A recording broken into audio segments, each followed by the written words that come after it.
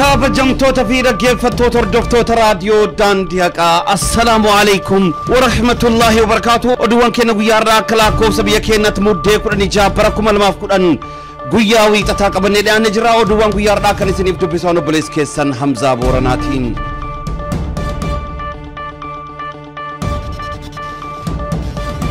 Ibeen obbo Baqqalaa Garbaa irratti daran hammaataa akka deemaa jiru dhagahameen. Dhiibbaan dhiigaa isaanii 185 fi 500 akka dhaqqabees himame. Ammatti hospitaala dhaquu akka hin hayyamamneefis maddeen gabaasanii jiru.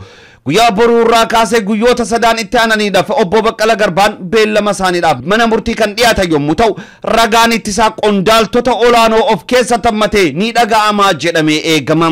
Ragaaleen kunis muummicha ministeera biyyaalessaa obbo Hayilamaariyaam Dassaaleeny akkasumas kabajamoo obbo Abbaa Duulaa Gammadaa akkasumas pirezidaantii mootummaa naannoo Oromiyaa obbo Lammaa Magarsaa fi akkasumas itti gaafatamaa dhaabbata dimokiraatawaa uummata Oromoo Dr. Abiy Ahmedii fi addee Caaltuu Saaniin akka mana murtiitti dhiyaatanii ragaalee isaanii kennan ni eegama. Qaamota itti gaafatamtoota olaanoo kanaadhaaf xalayaa waamichas akka isaan gahee mirkaneeffamee jira. Maddeen keenya akka gabaasanitti xalayaan kun obbo Hayilamaariyaam Dassaaleeny bira gahuudhaaf gahuu dhabuu isaanii akka mirkaneeffatin ibsaniiru.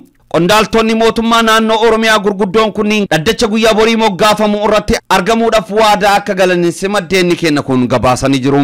Maddeen keenya kun wal qabsiisuudhaan akka jedhanitti qondaaltonni mootummaa naannoo Oromiyaa gurguddoon kunniin dhaddacha guyyaa borii kanarraati yoo hafan isaaniidhaaf salphina guddaa akka ta'es eeraniiru. Ummanni magaalaa Gursum makalaakiyaan qubachuu hin qabu jechuudhaan ejjennoo isaanii guyyaadhaa ibsan. Makalaakiyaa fi poolisoonni federaalaa gama isaaniitiin waraanni dirqamaan qubsiifamaa jechuun akka dhaadatan ibsame. Godina Harargee Bahaa aanaa Gumbii Bordoddee aanaa Gursum keessatti makalaakiyaa poolisoonni federaalaa guyyaadhaa haala makalaakiyaan itti qubsiifamu irratti hawaasa magaalichaa waliin marii kan taasisan yommuu ta'u, hawaasni magaalichaa makalaakiyaan nurratti qubachuu hin qabu jechuun ejjennoo isaanii ibsuun marichi walii galtee takka malee akka bittinnaa'e maddeen raadiyoo daandii haqaa gabaasaniiru. Marii kana irratti makalaakiyaa bakka bu'ee haasawaa namni taasise Jeneraal Geetaachoo raayyaan ittisa biyyaa akka qubatu ajaja dabarsuu isaa fi ummata irraayis hidhannoo guutuu osoo hin taane muraasni hafee hidhannoon akka hiikamuu qabu ifa taasiseera. Dabalataanis ummatichi jaalates jibbes humni raayyaa ittisaa dirqamaan qubsiifamuuf akka deemu ummata irratti dhaadachuu isaanii maddeen raadiyoo daandii haqaa bakka jiraanuuf eeraniiru. Hiriirri mormii kutaa Oromiyaa godinaalee Oromiyaa adda addaa keessatti ammas cimee itti fufee jira.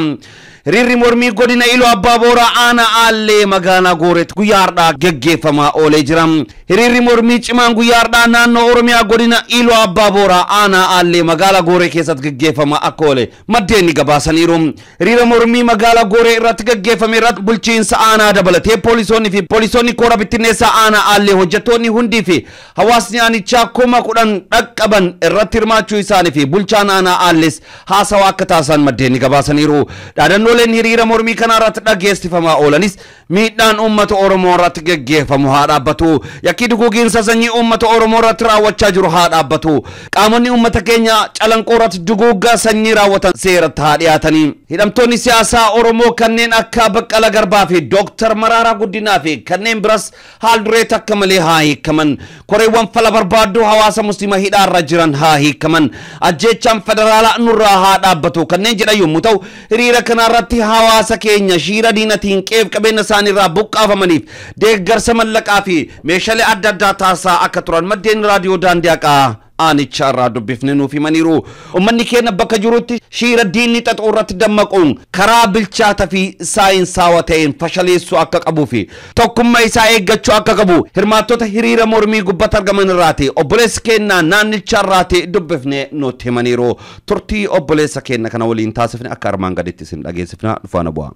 السلام عليكم ورحمة الله. وعليكم السلام ورحمة الله وبركاته. أكم جرت النجني ولا رفيوما؟ الحمد لله نجات. حمزة بورنا جرما راديو دانديك أرى بالبلاد جرا غيارا غودين إلو أبا بورا مقالا غوري كيسا ترير ريمورميا كجيف فم دجني ترى. دانديك أرى دي؟ إيه دانديك أرى بالبلاد جرا. غيارا ريرة ترى. ريرة نجني ترى كاني مورمي بامه. كانانا اللي مقالا غوري رتكيا. أمني في أو تبلغ في ساعتين كم سمكة ساعتين كيرو في فوليو جين تودان dhiibbaa yeroo ammaa uummata Oromoo irra gahaa jiru naannoo Sumaaleef daangaa Oromiyaa gidduutti wal qabatee jiru. Du'a achirratti raawwatamee yakkoota achitti raawwatameef dhiibbaa achirratti gaggeeffame ibsachuudhaaf kan inni ba'e uummata bal'aatu ba'e jechaadha. Gaaffii uummataatiin qeerroon qindeessee baase jechaadha. Hiriira kana irratti dhaadannoowwan dhageessifamaa turan, mormiin dhageessifamaa turan maal faa turan? Mee uummanni maal jechaa ture? Hiriira kana sa'a meeqa irratti ba'anii sa'a meeqatti addaan galan? Uummanni guyyaarraa kan ba'e uummata 8,10,10 waan tilmaamamudha. Dhaadannoon uummanni dhageessifataa ture miidhaan uummata Oromoo irra jiru nurra haa dhaabbatu, ajjeechaan seera alaa nurra haa dhaabbatu, lafaaf jecha uummata Oromoo lafarraa dagaaguu nurra haa dhaabbatu, namootni calanqoo irratti seeraan ala hidhataan uummata Oromoo hidhatee hin jirre qotee bulaa ajjeesee seeratti nuuf dhiyaatu, mootummaan federaalummaa dhugaa biyyattii keessatti nuuf dhiyaatu, seera biyyattii haa kabaju, kan kana fakkaatuu fi dhiibbaan uummata Oromoo irratti qilleensaan gaggeeffamus nurra haa dhaabbatu kan jedhudha. Mormitoonni siyaasaa mata duree tokko malee yookaan atattamaan akka nuuf hiikamanudha. Warri hidhaman akka Baqqalee Garbaa fakkaataan jaraa hundumtu akka nuuf hiikamudha. Koreen hidhamtoota uummata musliimaas kan jiranu kan hafan nuuf hiikamu. Kanatu gaggeeffamaa ture. Haqa barbaannaa haqni diriiru kan jedhudha uummanni kan ibsataa ture jechaadha. Kanaan wal qabatee buusii gargaarsa uummata naannoo Sumaalee sanarraa buqqa'eefis gargaarsa godhamaa ture. Qarshiinis godhameera. Beelladoota irraa sangootiinis kan kennamantu jira jechaadha. Hiriira guyyaa har'aa irratti qaamonni bulchitoota mootummaa argamanii irraa qooda fudhatanii jiranii. Guyyaa har'aa qaamni hojjetaan mootummaa naannoo waajjira cufee irratti hirmaatee jira. Bulchaan aanaallees irratti argamee haasawaa godhee jira. Poolisiin aanaallees irratti hirmaateera. Koreebineessituun Oromiyaa irratti argamanii poolisoonni Oromiyaa irratti argamanii jiru jechuudha. Nageenyummaan isaa uummanni keenya nagaan bahee mormii isaa sagalee isaa dhageessifatee nagaan galee jira jechuu addaan. Ganama sa'aatii 3 warra galee amma sa'aatii 6 walakkaatti daandii gurguddaa Goree fi Finfinnee fi Gaambeellaa walitti hidhu mangadaa guddaa asfaaltii irratti ba'ee jechaadha. Haala gaariidhaan gabaabaa irra taa'ee gadda isaa taa'umsaanis dhaabbiin agarsiifataa olee sammuu mataa qabachuudhaan yaadannoo sammuu warra beef godhaa olee waa tokko rakkina malee gammachuudhaan gara mana manaatti deebi'ee jechaadha. Egaa akka qeerroo tokkotti hiriira kana irratti hirmaattee mormii kana keessaa qooda fudhataa turtee rakkoo uummata keenyaa irratti ga'aa jiru kallattii hundaadhaan uummanni keenya mormaa jira. Mee carraa kanatti fayyadamtee uummata Oromoodhaa fi dhaamsi ati dabarsitu maalidha? Ergaan ati dabarsitu? Ani uummata Oromootiif wantan dabarsu akka Oromummaa kootiif akka lammii keessaa tokkotti wantan uummataaf dabarsu uummanni bakka jirutti seera namoota adda addaatiin qaama adda addaatiin hojjetamu irratti dammaquudhaan haala bilchaataa ta'e haala saayinsawaa ta'een ofirraa qoruu akka qabudha. Tokkummaa uummataa cimsuu akka qabudha. Lammatarra dhumarratti immoo uummanni bakka jirutti amma kan buqqa'ee jiru gallamanurraa uummanni Sumaalees uummanni naannoo Oromiyaas uummata musliimaa fi dhibbatti musliimoota jechaadha. Lammanu akka dhiiga walii hin buusne kanarraa of qusachuuf of eeggachuu ni qaba. Irratti immoo tokkummaa uumee diina kana walitti buusee dura fayyadamaa jiru of kibbira baasee taatilee kennuudhaan du'aayiidhaan immoo rabbiin of gargaarfachuu qaba kanan jiru jechaadha. Tokkummaa irratti akka jabaatu doontan naamus. Egaa hedduu tooma odeeffannoo kanaaf dhaamsa kana nu dabarsu keessaniif maqaa dhaggeeffattoota raadiyoo daandii haqaatiin hedduu isin galatoomfanna. Horaa bulaa deebanaa. Assalaamu alaikum warahmatullahi wabarakatuh. Beefuma wal fakkaatuudhaan godina Horoo Guduruu Wallaggaa magaalaa Shaambootti hiriirri mormii guddaan taasifame. Hiriirri mormii cimaan guyyaa har'aa naannoo Oromiyaa godina Horoo Guduruu Wallaggaa magaalaa Shaamboo keessatti geggeeffamaa akka oole maddeen gabaasaniiru. Hawaasni magaalittii guyyaa kaleessaa irraa eegaluun guyyaa har'aatti hiriirri mormii akka geggeeffamuuf erga waliif dabarsaa kan ture yommuu ta'u, bulchitoonni godina garuu hiriirri kun akka hin geggeeffamneef hiriirri geggeeffamu hin jiru jechuun uummannis akka hin baane lallabuun mormii kan danquuf guyyaa har'aa ganama sa'a 12 irraa eegaluun koora bittinneessa facaasuun uummata shororkeessuuf yaalanis uummatichi garuu tasgabbiif nageenya guutuun guutamuun mormii isaa haala bareedan geggeeffata akka oole maddeen raadahaa naannicharraa dubbifne nuuf gabaasaniiru. Mormii kana irratti humni koora bittinneessaa ajaja bulchoota godinaa irraa fudhatan boodiin mormitoota irratti aara imimmeessu 50 ol dhukaasaa kan ture yommuu ta'u aarri imimmeessu kun nama lama irra bu'uun miidhaa salphaa kan geessise akka ta'e gabaafameera. Hiriirtonni kun walitti qabamuun addabaabayii bulchiinsa godinaa fuulduratti walitti qabamuun boquu isaanii gaqqabuun gadda isaanii daqiiqa muraasaaf erga agarsiisan booda nuti asitti kan walitti qabamne miidhaa geessisuuf otoo hin taane ajjeechaa ilmaan Oromoo irratti raawwachaa jiru balaaleeffachuuf akka walitti qabaman ibsaniiru. Bulchaan magaalaa Shaamboo bakka hiriirtonni walitti qabaman kanatti argamuun haasawaa uummata biratti fudhatama argatee kan dubbate yommuu ta'u dhimma tokkummaa mootummaan Oromiyaa geggeessaa jiru irraayis haasawaa akka taasise gabaafameera. Hiriira mormii magaalicha keessatti taasifame irratti dhaadannooleen humnoonni federaalaa Oromiyaa keessa haa bahan, ajjeechaan daangaa irratti raawwataa jiru nurraa haa dhaabbatu, yakkamtoonni obboleewwan keenya calanqoof bakkeewwan garaagaraa keessatti ajjeesan seeratti haa dhiyaataniif kan fakkaatan irratti dhageessifamaa akka jedhan deeni gabaasaniiru. Hirmaattonni hiriirticha hawaasni Oromoo keessumaa qeerroowwan Oromoo gorsa maanguddoota keenya dhagaa harka wal qabannee tokkummaa keenya jabeessinee deemuu qabna jechuun dhaamsa dabarsaniiru. Godina Horoo Guduruu Wallaggaa magaalaa Shaambootti bilbilee qeerroo dubbifne qabna turtiin keessan nu faana ta'u. Dhaloona dhagaa jirtanii? Tole Hamzaa Booranaa jedhama raadiyoo Daandaa Qaarraa bilbilaa jira. Egaa odeeffannoo guyyaadhaan nu dhaqqabeedhaan godina Horoo Guduruu Wallaggatti magaalaa Shaambuu keessatti mormiin geggeeffamaa akka ture dhageenye odeeffannoo argachuuf gama keessanitti bilbilee obboleessoo. Tole jalqabaa kaasee dura duubaan taasisuu yaala hariirri kun guyyaa dilbata ganama kaasee uummanni wal beeksisaa ture. Akka hariirri kun ba'amuuf wal beeksisaa turani. Itti fufeetu jiru kaleessa galgala immoo qaama mootummaa irraa ta'an hiriirri kun sirriitti hin ba'inaa jedhanii haaraa turan. Haa ta'uyyuu ganama barii kaasee humni waraana irratti hundumaan bittinsamee hariirri kun akka walitti hin qabamne akka hariirri kun hin dhaabbannee fi yaalii gochaa ture qaamni mootummaa naannaa keenya jiru. Haa ta'uyyuu malee uummanni fi qeerroon naannaa sanatti ba'anii hariira sana gaggeeffachuuf ganama sa'aatii lamaa kaasee karaan cufamaa ture humna waraanaatiin namoonni akka 2 ta'anii 3 ta'anii dhaabbanne godhamaa ture. Haa ta'uyyuu malee humni qeerroo fi uummanni iddaamaan gara magaalaatti ol ba'uu jalqabee erga jalqabee naannoo Waabee immoo naannoo Sheelii jedhamutti ijoollonni 3-4 ta'anii dhaabbatan jiru. Isaan irratti dhukaasa maaffana isa affansiisu kana darbatan. Kanumaan dhukaasa irratti jalqaban jechuudha. Qaamonni hiriirri kun akka hin ba'amne dhorkaa turan kuni warra bulchiinsat moo poolisii naannoo moo warra kamiidha? Warra bulchiinsaadhaatu poolisii naannoo Oromiyaa akka isaan dhorkisiisanii baasaniiru. Tole achiin booda hiriira irratti uummanni mormiin inni dhageessise dhaadannoon inni dhageessise maal faa ture akkasumas tarkaanfiin warroottan bulchiinsa kun poolisii naannoo Oromiyaa uummata keenyaa irraa fudhatan jira. Tarkaanfiin isaan fudhatan uummanni akka walitti hin qabamnedha. Boombii dhukaasaa turanii. Tole. 50 ol dhukaasaniiru. Akkaananii tulmaa sanaa booda erga dhukaasanii booda uummanni didee walitti sassaabame. Isaanis gara bulchiinsa godinaatti ol baqatanii bakka isaan baqatan sanattis uummanni wal sassaaree adannoo isaa humni federaalaa mootummaa naannoo Oromiyaa keessa haa ba'u.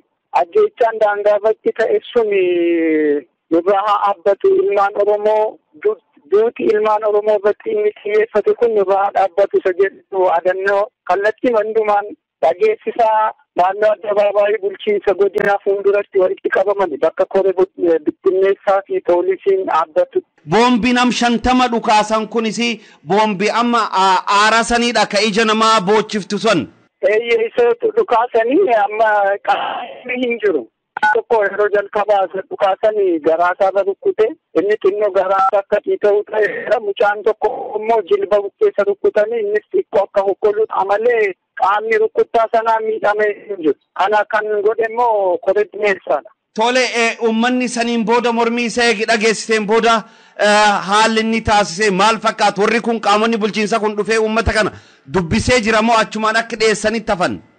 qaamni mootummaa kan dubbisee jira. Uummanni walitti qabamee addabaabaayii sanarratti bulchiinsa godinaa fuulduratti walitti qabamanii achi taa'anii haasaa godhanii nuti qeerroonis ta'e uummanni immoo hambiraa miidhuu fetuun ta'in rakkoo dhuumuu fetuun ta'in akka ajjeechaan irratti ta'uu fetuun ta'in ajjeechaan ilmaan Oromoo irraa akka dhaabbatuufidha.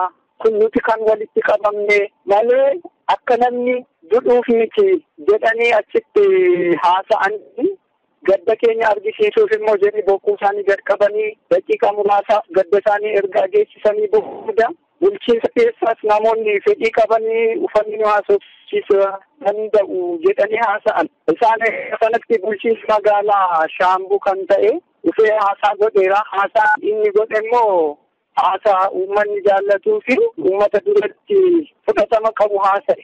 Haala tokkummaa mootummaan naannoo Oromiyaa akka ibsutti haasa'e akka jarri dura gochaa turan sanatti. Kana kan taasise bulchiinsa aanaa Shaambuuti. Bulchiinsa magaalaa Shaambuu. Tole haaluma waliigalaatiin mee qabatama uummanni keenya amma keessa jiru uummanni Oromoo bakka hundumaa mormii dhageessaa jira.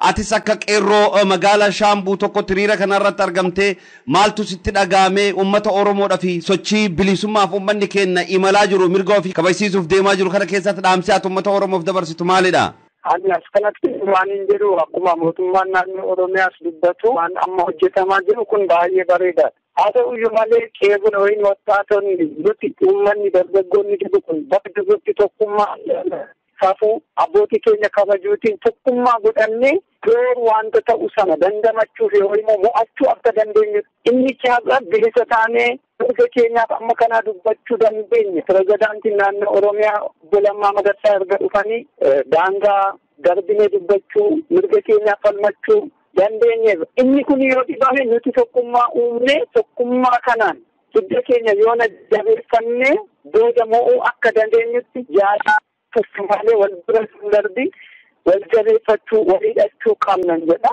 akka wal qabannee deemuu qabnan jedha. Hedduu galatooma obboleessa keenya sagantaa raadiyoo daandii haqaa irratti argamtee dhaamsa bal'aa fi odeeffannoo kana nuu kennu kan keetiif hedduu si galatoomfannaa. Hayyee nagaa keessa nuuf jiraadhu warra wal dhaga'ee waliin imalu rabbi nu haa taasisu bilisummaa keenyallee rabbi nuuf haa dhiyeessu. Hedduu galatoomi nagaa kennaa buli. Tole galatoomaa sinis ulfaadha cabaa kana naa kennu keessani. Hayyee obboleessa keenya. Hayyeesh. Magaalaa Dirree Dawaa Araddaa Malkaa Jabduutti manneen jireenyaa Oromootaa diigamaa akka jiru ibsame. Magaalaa Dirree Dawaa Araddaa Malkaa Jabduu keessatti manneen jireenyaa ilmaan Oromoo diigamaa akka jiru beekameera. Aradduma kana keessatti guyyaa kaleessaa makalaakiyaan uummata keenya reebaa akka turte gabaasuun keenya kan yaadatamu yommuu ta'u guyyaa har'aa immoo bitamtoonni Somaalee naannoo Somaalee Shinniilee irraa dhufuun manneen jireenyaa ilmaan Oromoo diigaa akka jiran beekameera. Yeroo ammaa kanas uummanni keenya Malkaa Jabduu cunqursa guddaa jala kan jira yommuu ta'u qaamni dhimmi isaa ilaallatu xiyyeeffannoo itti kennuun cunqursa uummata keenyaa irra ga'uuf furmaata akka kennu waamicha dhiheessina.